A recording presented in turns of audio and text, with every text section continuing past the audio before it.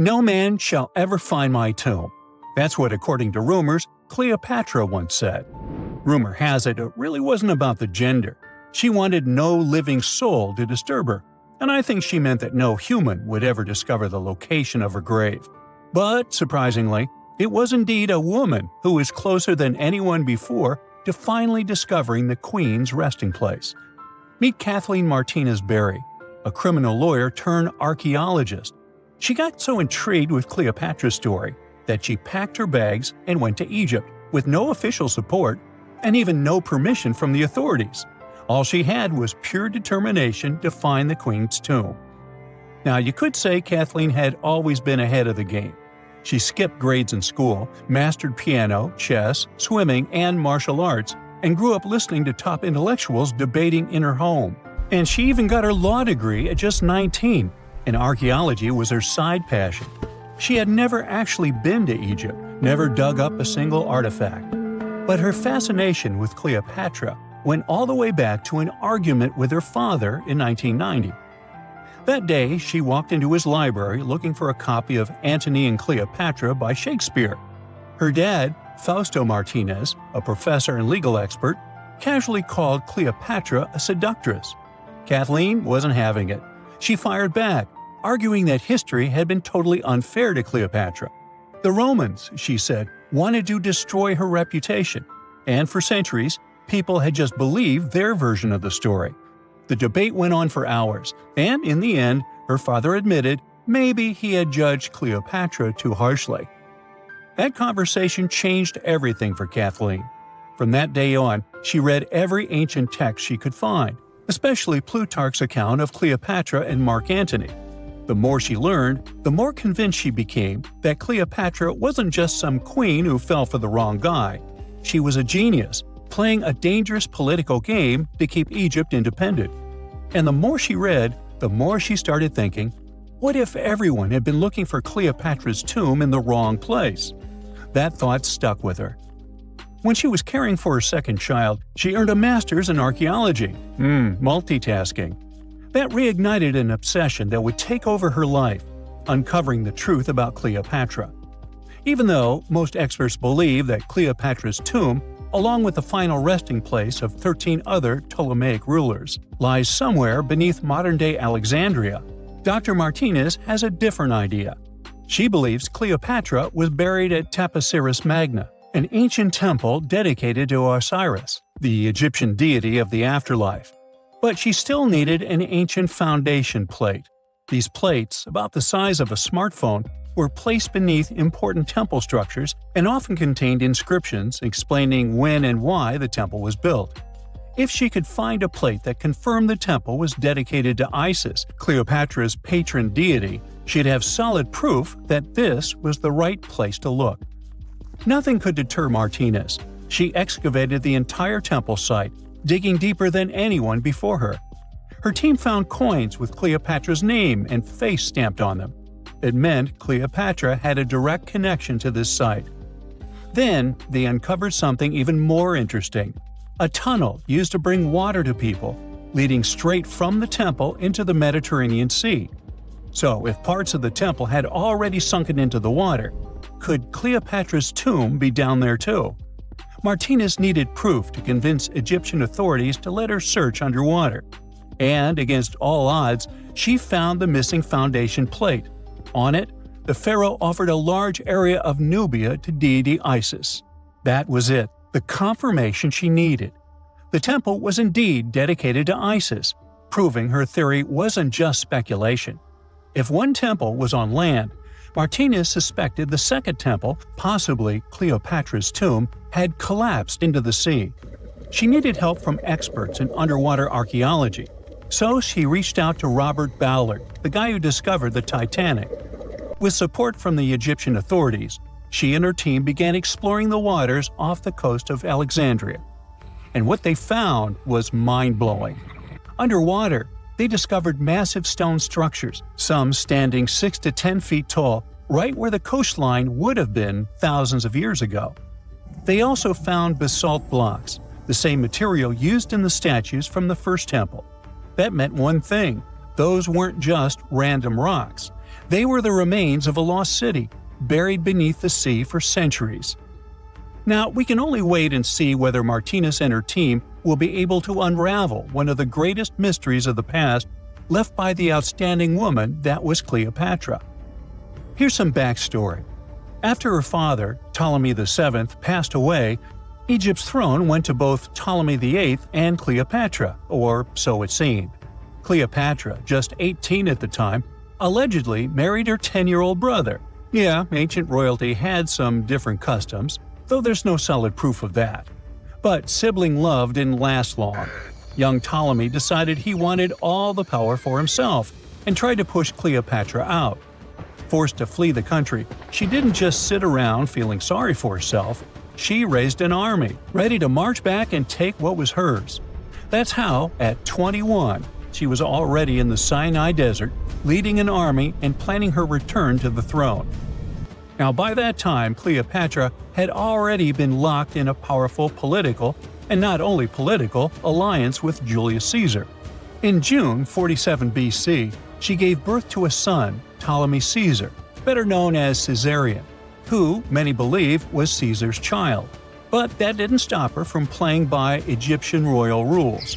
And her husband number 2, her other brother, Ptolemy XIV. Yep, despite her ongoing affair with Caesar, Cleopatra married yet another sibling, because, in her world, keeping the throne in the family was the name of the game. Now, marriage aside, Cleopatra's bond with Caesar stayed strong.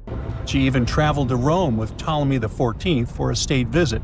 But instead of playing the role of a dutiful queen, she stayed in Caesar's private villa by the Tiber River.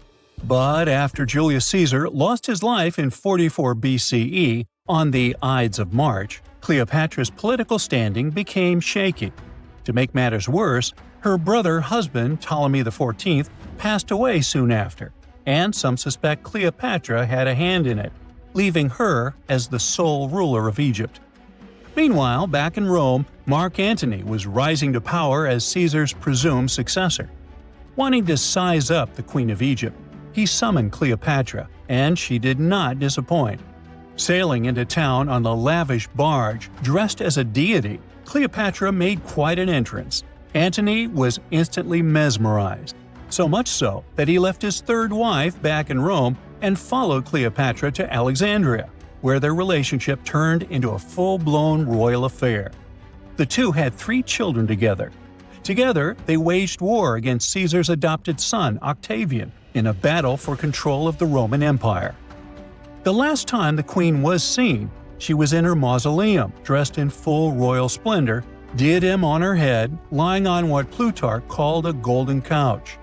When Antony and Cleopatra lost at Actium, Octavian's forces marched into Alexandria.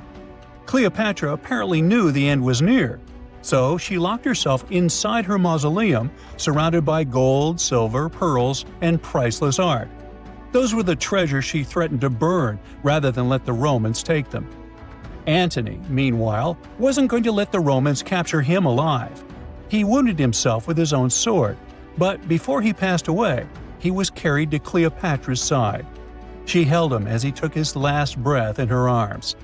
A little over a week later, Cleopatra made her own choice. Rather than face humiliation as Octavia's prisoner, she ended her life.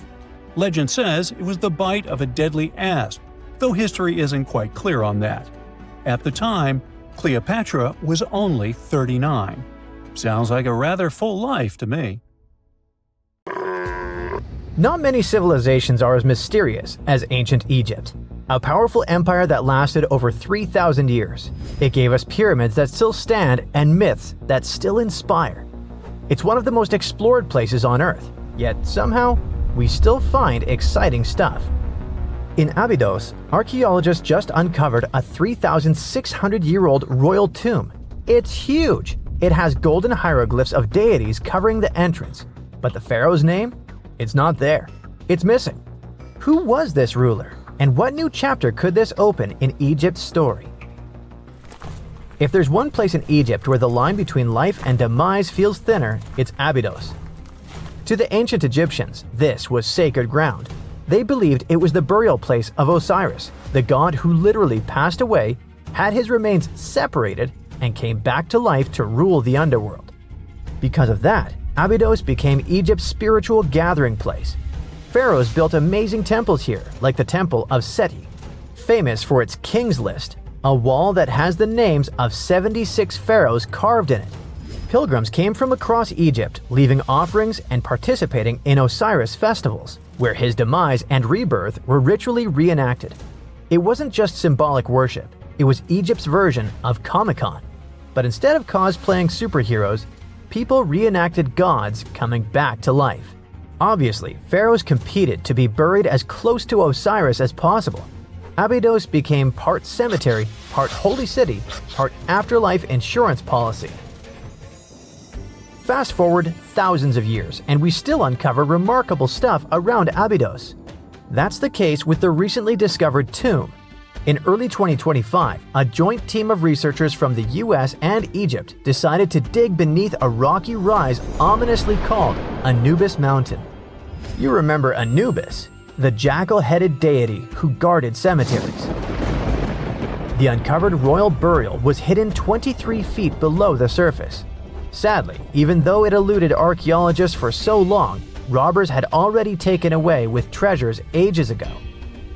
They could definitely tell this was a tomb of someone super important. Similar to how you can walk around a mansion with no furniture but still deduce that someone rich must have lived there. The chamber had mud brick vaults rising over 16 feet. That's taller than a female giraffe standing upright. For something built 36 centuries ago, it still felt enormous. However, when you remember that Egyptians were masters of architecture, nothing seems surprising. So no treasures, no golden mask, and sadly, no name. The cartouche that should have spelled the king's identity was unreadable. Egyptian tombs usually bragged about who was inside. In ancient Egypt, a cartouche was basically a big oval name tag for kings wrapped in hieroglyphs. Think of them as VIP passes that worked in both this life and the next. Without it, your soul couldn't check into the afterlife hotel. That's because to the Egyptians, your name, your ren, wasn't just so your teacher could distinguish you from kids with the same haircut. It was a core part of who you were. As long as your ren survived, so did you. To have your name forgotten was considered a fate worse than passing away. A soul cannot journey without a name. That's why you'd see cartouches all over the place, on temples, obelisks, jewelry, statues, and tomb walls. It wasn't there just for the marketing. It kept the pharaoh's presence front and center everywhere you looked. Imagine building a massive tomb only for 3,600 years later to walk in and go, who is this guy again? Not cool at all. That's why it's fair to imagine our nameless pharaoh haunting the robbers for all eternity. So yeah, cartouche was considered very significant. One of the most famous and mind-blowing examples comes from the tomb of Thutmose III. His burial chamber and sarcophagus were literally shaped like a cartouche. In other words, the entire room was a living architectural symbol of his name. Thankfully, in the recently discovered tomb, not everything was erased. Painted in golden hues at the entrance were two familiar guardians, deities Isis and Nephthys. Isis was the magician who stitched Osiris back together and breathed life into him. Nephthys, her sister, was the eternal mourner and protector of the mummy. Together, they promised that whoever rested here would not face the afterlife alone, and it's one additional proof of the importance of the mysterious pharaoh. So, who could this be? To answer that, we need to go down history lane. This tomb dates back to Egypt's messy chapter called the Second Intermediate Period. Instead of one ruler in charge, the country had many rival kingdoms, each with its own little power base, like a real-life Egyptian version of Game of Thrones. And right in the middle of that chaos was Abydos. For a while, it was home to its own line of kings, the so-called Abydos dynasty. Those weren't the pyramid builders everyone knows, and that's why they're so mysterious. They left behind almost nothing. No great monuments, no sprawling cities, just fragments of names on broken blocks. For centuries, many scholars even doubted they existed at all. That sorta changed in 2014 when archaeologists uncovered the tomb of Senebkay, one of those shadowy kings. Now, everything we know about Senebkay points to him having quite a story to tell. His bones revealed 18 deep wounds, the kind you get in battle. He had blows to his skull, back, and hands, and likely lost his life fighting, making him one of the few pharaohs we know who sadly fell in combat. His tomb was modest, with reused artifacts from earlier kings, but it delivered one priceless thing: proof. Until Senebkay, the Abydos dynasty was just a theory. With him, it became real. And that's why the new discovery could be a big deal. The newly uncovered royal tomb at Abydos shares the same layout and style as Senebkay's. It has limestone chambers, mud brick vaults, and protective deities, although it's much bigger. Which again raises the possibility that we're looking at an even earlier, more powerful ruler of Abydos. Whoever he was, he wanted to be remembered alongside the greats. Which is ironic, because it seems that history tried erasing him. Perhaps additional findings alongside his tomb could tell us more. Yes, there's more, and it's actually pretty cool. Not far from Abydos, in the village of Banawit, archaeologists uncovered a Roman-era pottery workshop. Yeah, you heard that right, a pottery factory close to a pharaoh's burial ground. The site had huge clay kilns, storage rooms, and even broken shards called ostraca. They were basically ancient sticky notes. Except instead of shopping lists, those had receipts scratched onto them in Greek and Demotic Egyptian. Little records of everyday transactions, the kind of thing you'd never expect to find near a lost dynasty king. Honestly, the potters missed a chance. Forget boring receipts. They should have been selling Osiris's mugs and Anubis figurines to pilgrims and tourists. But that's not all. It seems that centuries later, during the medieval period, the same ground became a cemetery. Archaeologists found mud brick graves with skeletal remains. This could mean that Abydos kept its aura of significance for hundreds of years after the Age of Pharaohs. So why this hill again and again? Is this place really a getaway to the afterlife? It is, after all, the very place where Osiris is said to rest. That belief lingered like a shadow for thousands of years, strong enough to pull in pharaohs and later medieval families. Different rituals, same sacred ground. Although, to be fair, the Romans weren't here for Osiris. They came to make pots. The story of Abydos is not over. The excavations will continue, and who knows what else could be discovered in the future. Today, archaeologists are armed with tools that are basically X-ray glasses for the desert. Every scan could reveal a hidden chamber, or if we're lucky, finally give our nameless pharaoh his wren back to him. In fact, I became strangely invested in finding out who he was. So let's hope for some news soon. It's only a matter of time. Do you have your own theories? Let me know. Egyptian archaeologists made an extraordinary discovery near Cairo just recently. Drumroll, please. The most ancient and most complete mummy yet discovered in the country. Yes, they were keeping it under wraps. The 4,300-year-old mummy was found in a group of tombs close to the step pyramid of Djoser, dating back to the Egyptian Old Kingdom. It was covered in layers of gold. The team also found several other tombs, including one belonging to an ancient Egyptian official and another belonging to a secret keeper who had the power to perform special ceremonies. Another interesting tomb was that of a writer, which featured the largest statues ever found in the area. This vast burial site is also home to more than a dozen pyramids and resting grounds. Probably one of the most famous mummies in the world is that of Hatshepsut. She ruled Egypt like a boss for around 20 years, building all sorts of impressive buildings and creating new trade routes. But when archaeologist Howard Carter found her tomb in the Valley of the Kings, her sarcophagus was empty. However, Carter did find two coffins in another tomb, one of which belonged to Hatshepsut's wet nurse and the other to an unknown woman. In 2006, a team of specialists decided to investigate whether that mysterious lady was the queen herself. They found a molar tooth in a wooden box with Hatshepsut's name on it, and when they compared it to a gap in the mummy's mouth, it was a perfect match. Ramses II was a pretty impressive ruler, but it was his mummy that eventually made history. Now, we don't hear too much about his daddy. Okay, I'll stop. Ramses is considered to be the most powerful pharaoh in all of Egypt, as he reigned for a whopping 6 decades. He also lived to be over 90 years old. Now that's pretty amazing, considering the time he lived in. Ramses II supposedly had over 100 offspring too. Talk about a big family. When he passed away, his body was originally buried in the Valley of the Kings, but some sneaky guys tried to rob his tomb of all his treasures. Officials back in the day weren't having any of that though, so they moved his body to a secret location to keep it safe. Fast forward to the 1800s, and Ramses II's mummy was discovered along with a bunch of other rulers and important officials. But it wasn't in the best condition, so archaeologists flew it to Paris to get it, pampered. Problem was, he couldn't just be transported into another country. The only solution available was to give Ramses II his own passport. His occupation was listed as king, and the document even featured his photo.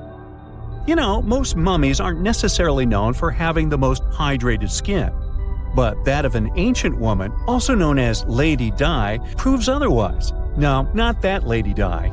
This wealthy lady from ancient times was discovered in an ornate tomb in 1971, and she looked fabulous, if we can say so about a mummy.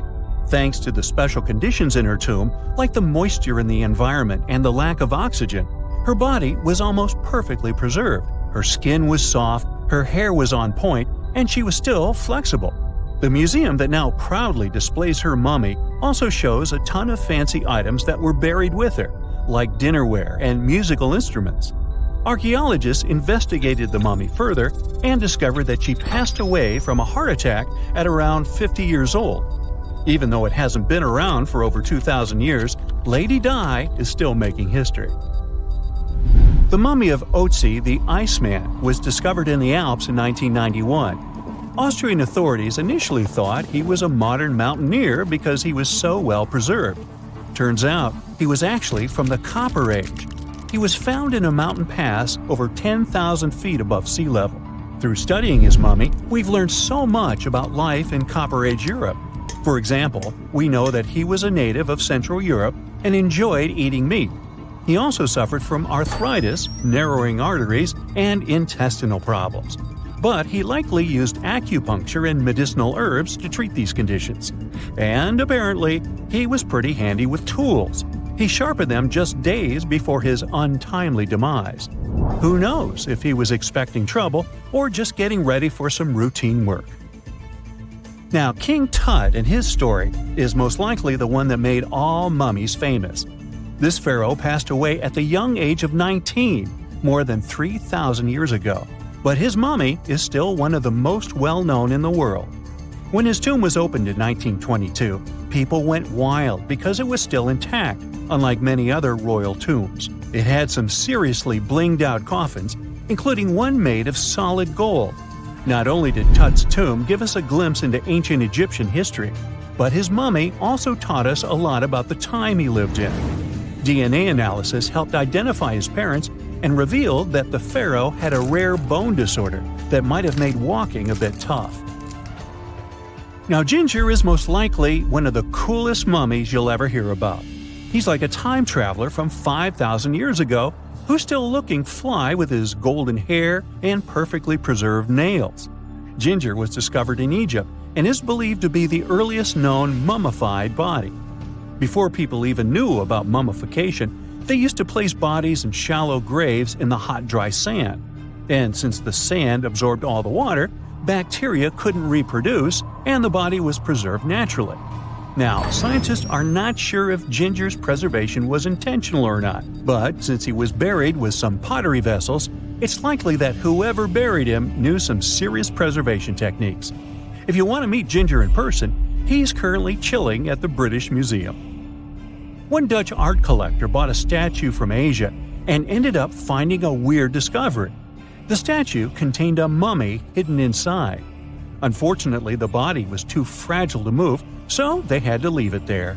The coolest part is that this mummy is over 1,000 years old and was on display for 200 years before being encased in the statue. When scientists did a CT scan, they found out that the mummy was filled with paper scraps covered in writings.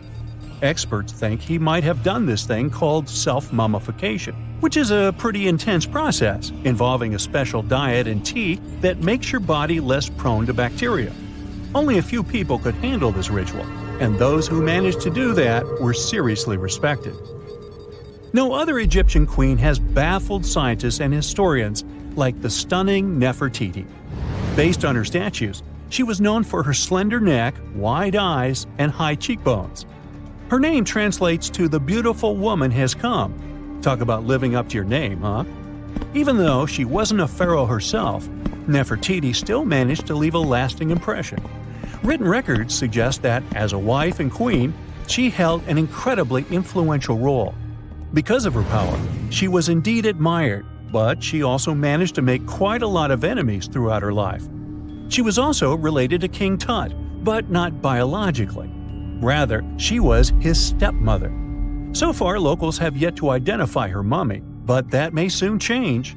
A local Egyptologist who has been busy excavating tombs in the Valley of the Kings has found 2 mummies that he believes could be Nefertiti and her daughter. According to specialists, we may soon finally get a definitive answer about the identity of these 2 mummies. And if one of them does turn out to be Nefertiti, we could be in for a real treat. DNA analysis and CT scans of the mummy could give us the most complete and accurate image of the queen that we've ever seen. It's crazy to think that we've only scratched the surface of what lies beneath modern-day Egypt. Nefertiti ruled during a time of great power and prosperity in Egypt, but unfortunately passed away in a period of social turmoil, leading to her gravesite being lost. Now, where's my mummy?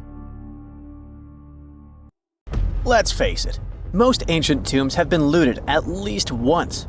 No matter how scary the rumors could have been, most mummies were open too. But one. This is the Bashiri mummy, and it puzzles everyone so much that nobody dares to see what's inside. Meet Howard, but you must know him already if you're into Egyptian history. He's primarily famous for discovering King Tut's tomb back in 1922. But few people know that before this revolutionary discovery, he had probably found another mummy. It happened in 1919, and it goes by several names, either the Bashiri mummy or the mummy of Pacheri, or the untouchable one. Some reports say that Howard stumbled upon the Bashiri mummy in Luxor's Valley of the Kings, just where he would later find Tut's tomb. Despite this find, not much is known about this particular mummy. The reason why it's still unharmed in any way is not because of some superstitions, but because nobody is sure that they can undo what they do if something goes wrong. The mummy is so intricately wrapped that researchers never unfurled it for fear of irreversible damage. The golden rule of anyone who works with antiquities: if you're not sure you can't make it better or preserve it unchanged, do not touch it. History knows many examples of ancient relics ruined beyond repair, say Ecce Homo, or smiling statue restoration. The delicate fabric that covers the mummy's face has this cool design that kind of looks like a pyramid. The researchers are not 100% sure, but this might be the only one of its kind with that embalming style. But without knowing the ancient technique, it's next to impossible not to ruin the mummy while unwrapping and wrapping it back. Back in the day, people, both experts and looters, would unwrap mummies for all sorts of reasons, mostly to study them. Luckily, these days, we have advanced tech that lets us check out what's inside a sarcophagus without having to unwrap anything. After taking a closer look at the Bashiri mummy, researchers figured out that it belonged to a man who was around 5.5 feet tall and lived during the Ptolemaic era, which makes this mummy roughly 2,300 years old. The Egypt Museum shared that the X-ray scan also uncovered an inscription of the guy's name, but it's a bit tricky to tell if it says Pacheri or Nenu, adding to the intrigue. The museum also pointed out that the fancy casing the mummy is in features all sorts of decorated scenes. You can see the mummy lying on a bed, flanked by deities Isis and Nephthys, along with the 4 sons of Horus. Plus, there are 2 images of the funerary god Anubis at the feet of the casing. By the way, Bashiri mummy is not the only one that has remained untouched. This is Isetemkebde, and Gaston Maspero, a French archaeologist, made the decision to leave her mummy untouched, wanting to keep her resting peacefully since she was in such amazing shape. He did mention, though, that her tomb had been raided long ago. Thanks to some X-ray work, we learned more about the mummy. The scans revealed a few artifacts still wrapped up with the wife of a high priest, including amulets around her neck, right arm, and forehead. The X-rays also showed she had some dental issues and arthritis in her knees. While she passed away as an older woman, it's tough to pinpoint her exact age. However, various sources from her son's reign indicate that she was held in high regard in the kingdom. Isetemkebde served as the sister wife of Penejam II. You got me right, they were related by blood and were siblings, but back then it was pretty common to get married this way to preserve the purity of the bloodline. Say that to Habsburg, duh.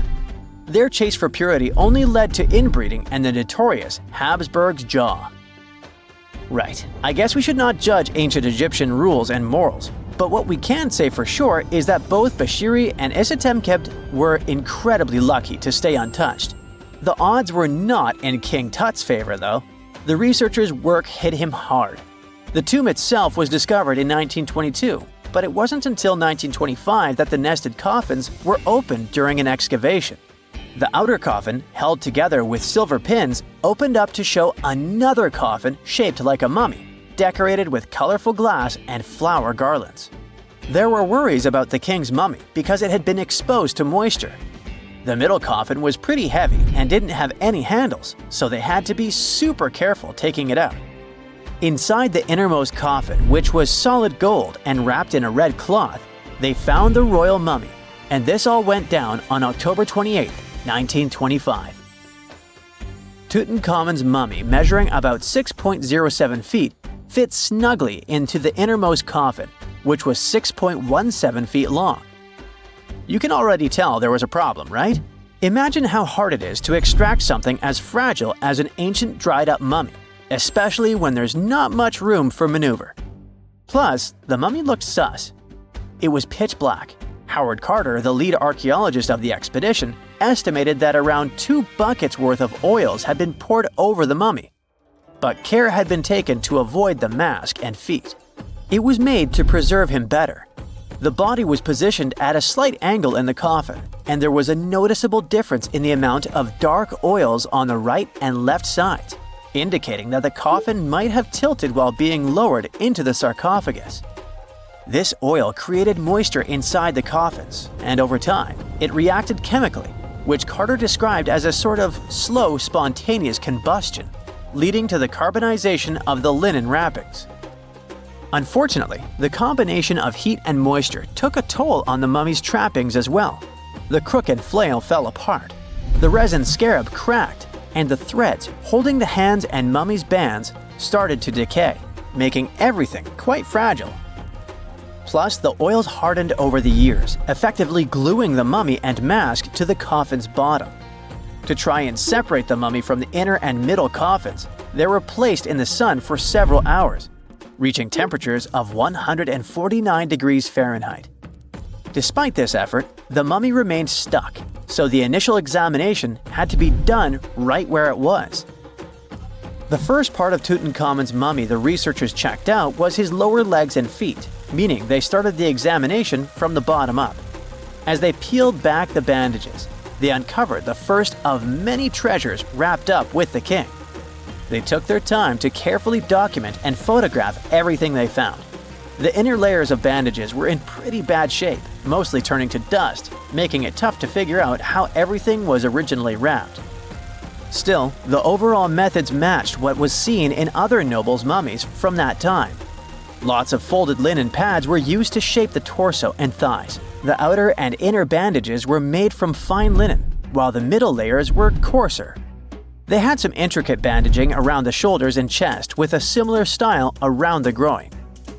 each limb, along with fingers and toes, which were fitted with gold caps, was wrapped separately. Tutankhamun even wore gold foil sandals on his feet. They hoped to separate the mummy from the coffin by removing the outer bandages, but the resins had stuck the body to the coffin.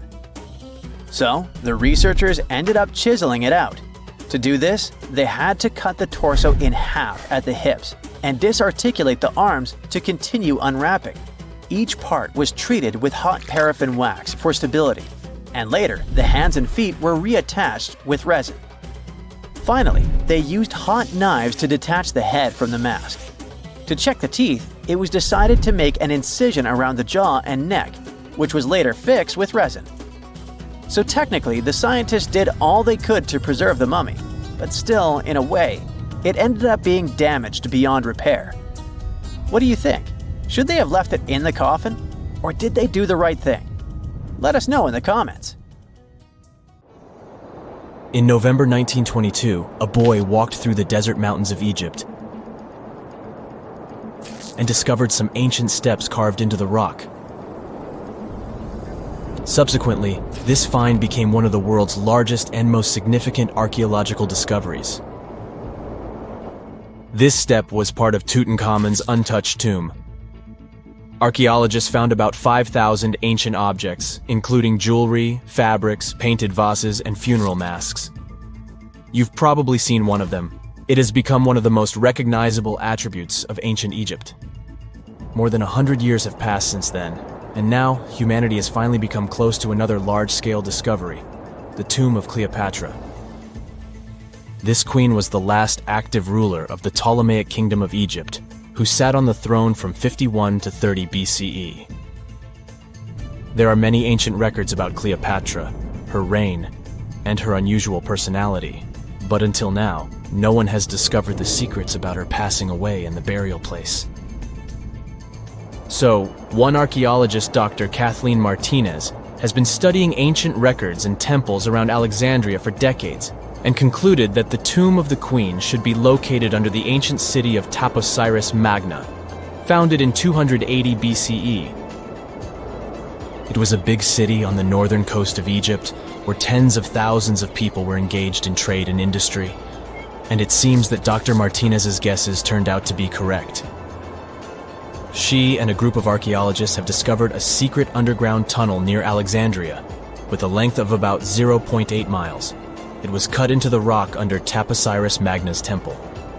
During further excavations, they found many things that indicate Cleopatra's tomb lies in the tunnel's depths. It's also possible that she is buried there together with the Roman commander, Mark Antony.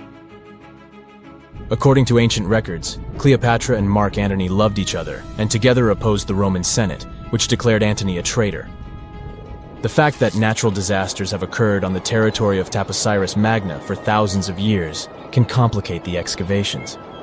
Earthquakes and floods destroyed the city and possibly flooded its underground tunnels. But archaeologists hope the ancient tomb remains untouched, and that it hides many treasures and records about the royal life of ancient Egypt during the reign of the last dynasty. There's a chance that excavations will go underwater and in the mud. This will require much time and funding, but archaeologists are sure it's worth it.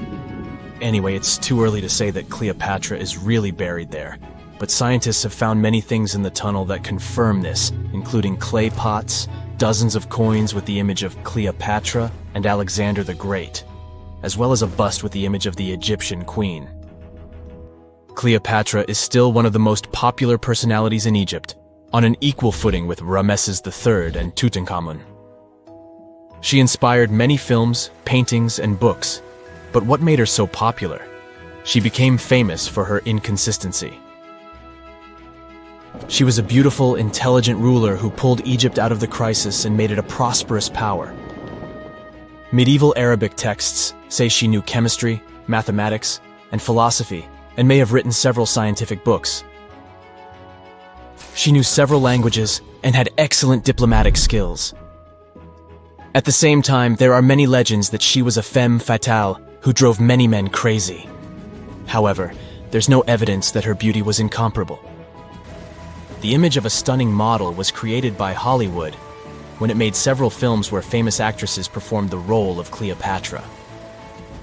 And the Roman Emperor Octavian, the adopted son of Julius Caesar, specially created the image of Cleopatra as an insidious seductress because he was her enemy. Even though she was born in Egypt, Cleopatra wasn't an Egyptian.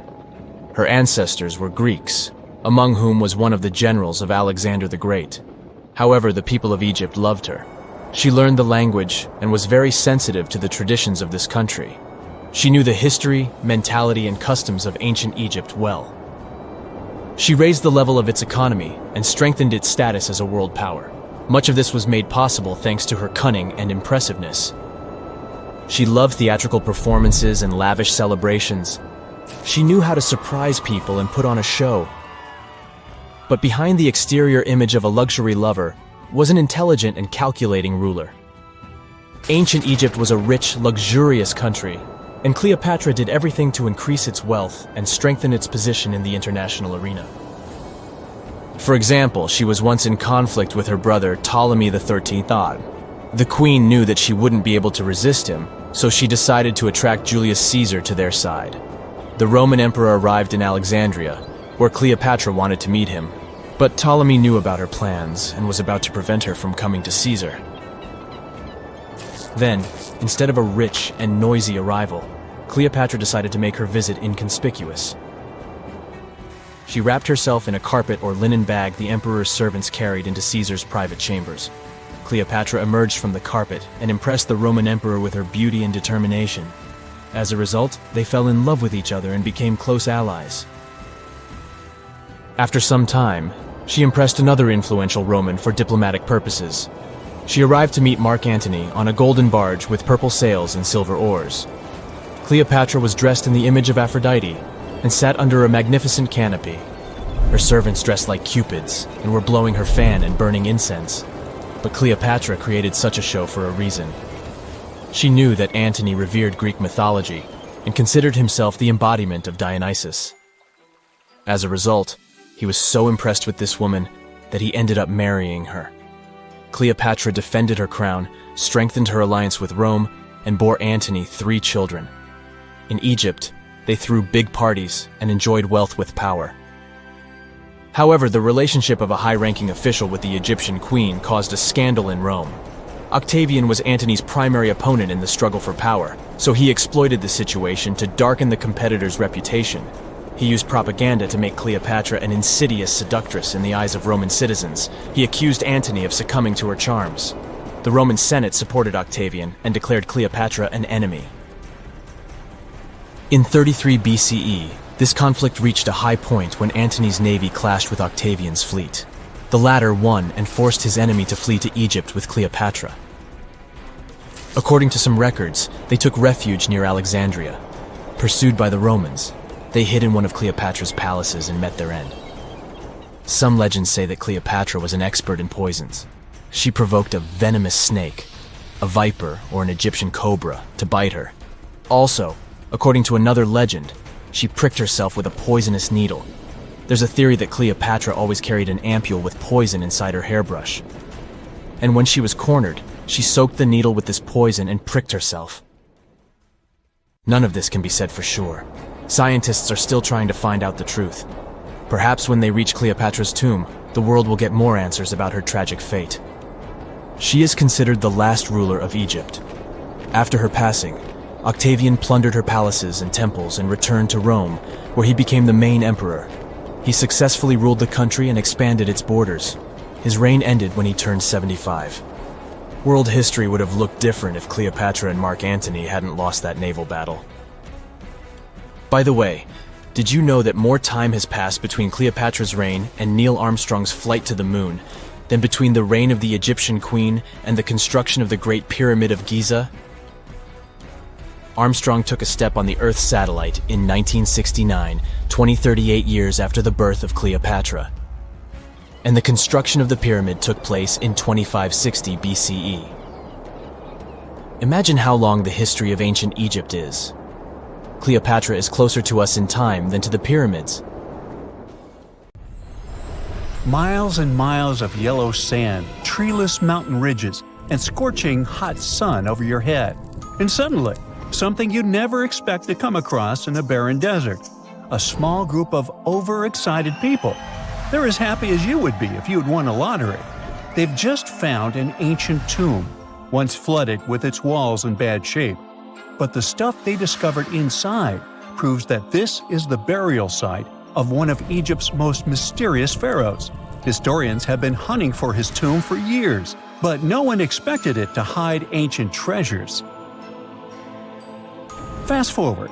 After careful examination of the site, Egyptian officials have announced the discovery of the tomb of King Thutmose II.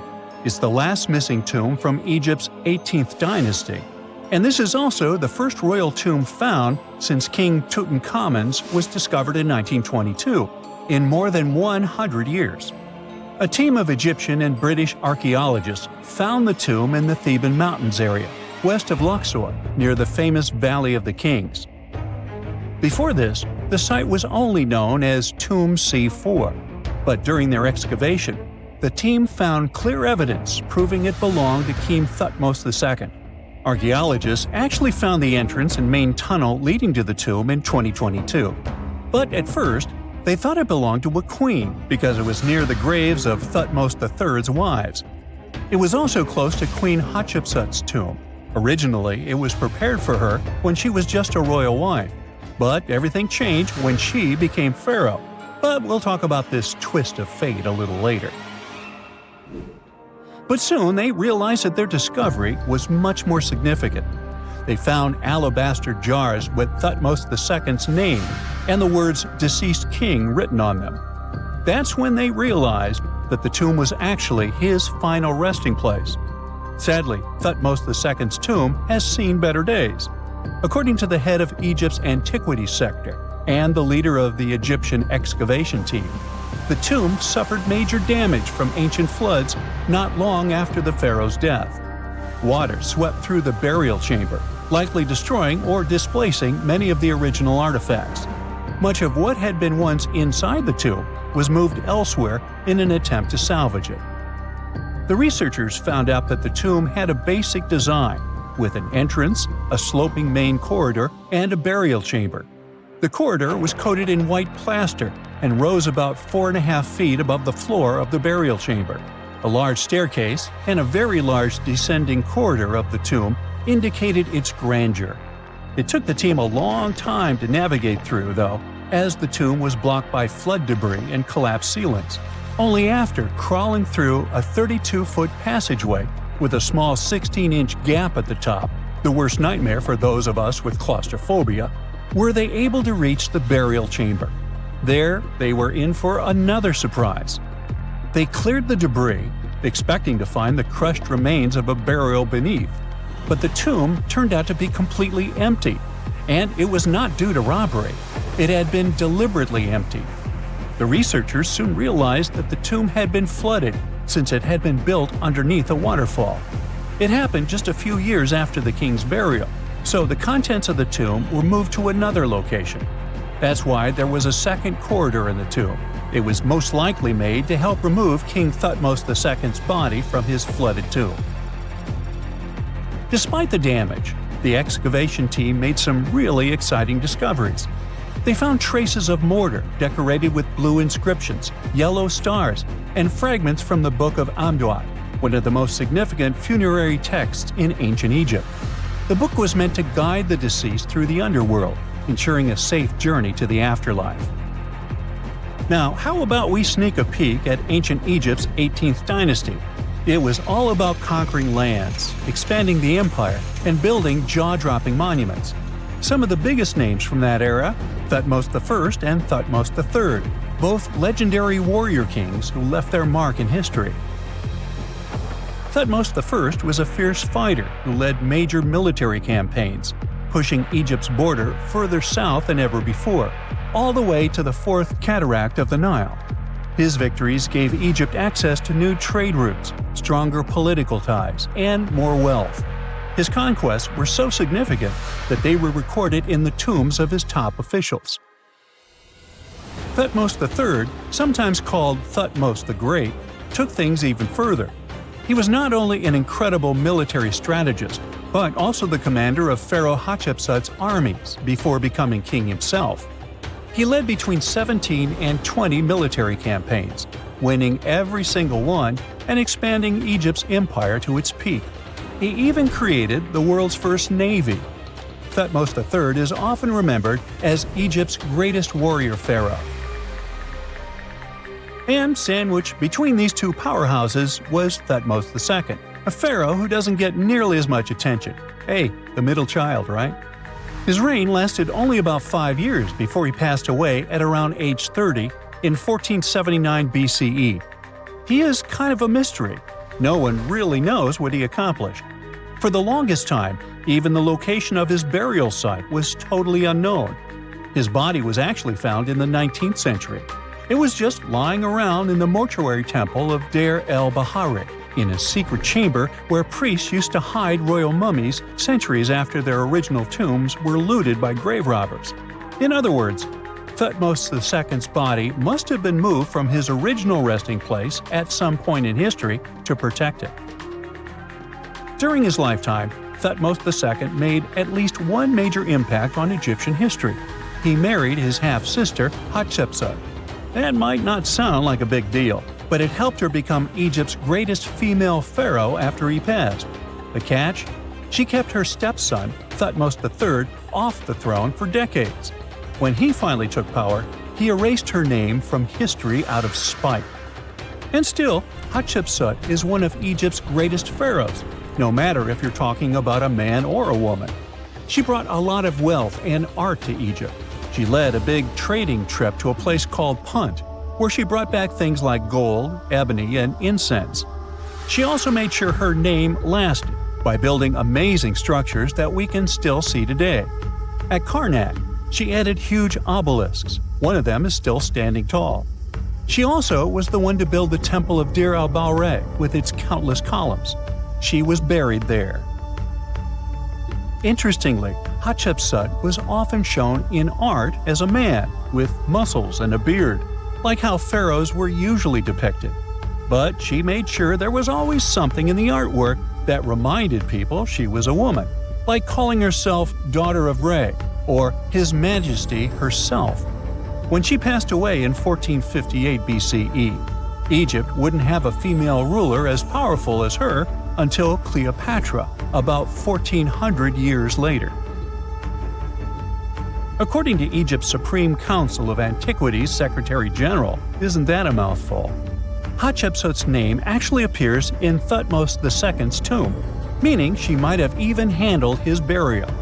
As for their final resting places, well, Hatshepsut was buried in the Valley of the Kings, and Thutmose II's mummy is now in the National Museum of Egyptian Civilization, alongside other ancient Egyptian rulers. It gives visitors a rare chance to see the remains of a nearly forgotten pharaoh.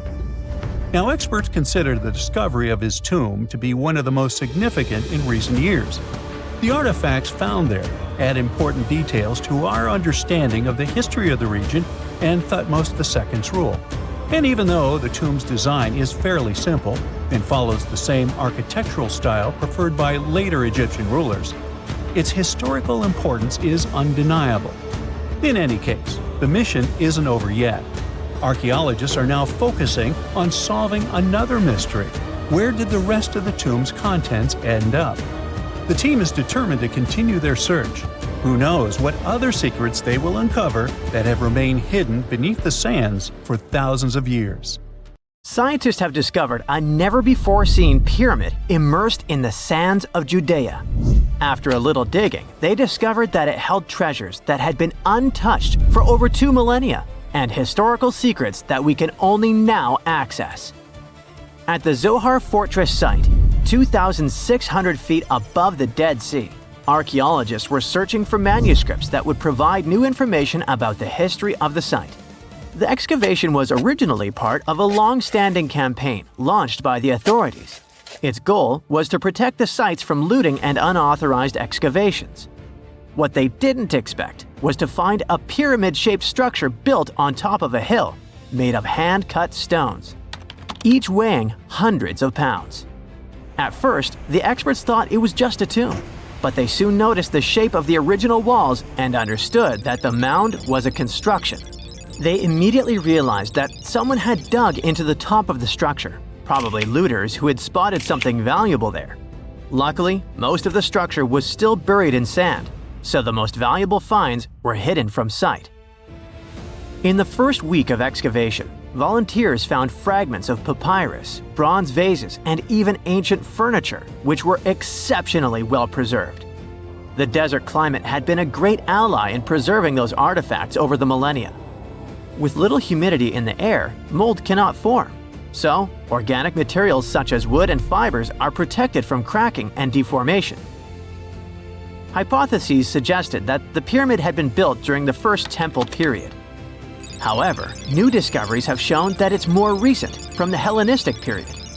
Considering this and the fact that the structure dates back 2,200 years, it's believed that it probably appeared shortly after the death of Alexander the Great, the famous ancient Greek king of Macedonia. At that time, his generals divided the former Seleucid Empire. Ptolemy took control of Egypt and the surrounding regions, including the Dead Sea area, while Seleucus took control of the north, which is now part of the Middle East. It's still not known for sure whether the pyramid was built under the rule of the Ptolemaics or the Seleucids. Both Ptolemaic coins and coins from the Seleucid kingdom have been found at the site. Even so, many scholars believe it was built when the region was under Ptolemaic control. Evidence also suggests that the building, despite its longevity, collapsed at some point. But that's not why it was abandoned by the ancient Egyptians, which begs the question of what purpose it was built for. Some believe it was used as a tomb due to its picturesque location on top of a hill. Others believed it may have served as a historical monument. However, one of the strongest theories is that the pyramid was a guard tower, protecting an important trade route along which salt and bitumen resources from the Dead Sea were transported to coastal ports. They also believe it may have been used by Ptolemaic officials to collect taxes from travelers. It would be something equivalent to our modern-day toll booths, or even port inspection agencies. Although the contents of the papyrus documents remain a mystery, it seems very likely they were written using the Greek alphabet, and some experts believe that they may have been tax documents, which would make perfect sense, given the theory that the pyramid was a guard tower. The team calls it a fascinating historical mystery that the dig is helping to unravel, but the find is just a grain of sand in an entire desert. The dig is part of a larger project that's been going on for a long time, and in the last 8 years alone, it has scanned 111 miles of desert cliffs and identified approximately 900 caves within that radius. Using rappelling equipment, advanced technology, and specialized documentation methods, archaeologists discovered thousands of rare items, such as hidden scrolls, woodworking tools, carpets, leather goods, and even treasures. For them, the Judean desert is an ancient vault just waiting to be opened to reveal its secrets. A few years before they found the mysterious pyramid, they discovered a cave that had served as a refuge for Jewish rebels almost 1,900 years ago. The site was about 262 feet from the top of a cliff, and because of its difficult access, it hadn't been explored yet. Inside, they found previously unpublished fragments of the Dead Sea Scrolls that contained religious passages written in Greek. 11 lines of text were reconstructed thanks to the good condition of the papyri. So, scientists were able to identify their etymological content. Probably the best thing, there was no problem with preservation. Thanks to the dry and hot conditions of the desert, the artifacts were in impeccable condition. And there were other historical treasures there. The teams found rare coins, a partially mummified skeleton over 6,000 years old, with skin, tendons, and even strands of hair. There was also a giant basket made of plant fibers, considered the oldest in the world, more than 10,000 years old. With a capacity of up to 26 gallons, it was made about 1,000 years before the invention of ceramics. Speaking of historical treasures, there's another one that has caught the attention of the scientific community. A small piece of fabric that is around 3,800 years old. But it's more than just simple fabric. dyed with the rare scarlet paint mentioned many times in ancient religious texts. This find is the oldest known evidence of fabric painted with a dye made from insects, known as scarlet worms. This is where the intense red hue comes from. It was a highly valued color, like royal blue and purple, because those insects lived in oak trees and could only be harvested for a short period during the year. So, those dyes were reserved for sacred fabrics, such as priests' clothes, marking status and religious importance. And although this discovery had great significance for archaeology, its size was actually tiny, measuring less than 1 inch. The fragment was discovered in 2016 during excavations in the so-called Cave of Skulls, but it's not known exactly how this fabric got there. According to experts, it's evidence that people knew how to dye wool fibers already 3,800 years ago or so. It also provides us with proof that the ancient textile industry already used animals at about the same time people began to create written sources. Fabrics painted using this type of dye were recorded in more recent periods. But what makes this piece really special is the fact that it is much older than any other. Another important discovery was made in 1980, when scientists found a seed that was over 1,000 years old, which turned into a mysterious tree named Sheba. They spent 14 years cultivating this plant, which is now about 10 feet tall, only to discover later that it could belong to an extinct lineage of trees that had grown in the region. The seed dates back to a period between 993 and 1202 CE, and they believe that Sheba may be a biblical tree commonly associated with healing. Although it's not been possible to identify the exact species, since the tree hasn't flowered, we know that it belongs to the genus Commiphora, which is related to famous African plants, such as the myrrh tree. But time has revealed something even more special. Its leaves and resins are rich in compounds that have medicinal, antioxidant, and even skin-soothing properties.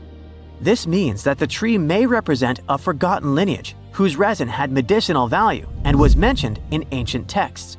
This brings to light how ancient people dealt with botanical medicine.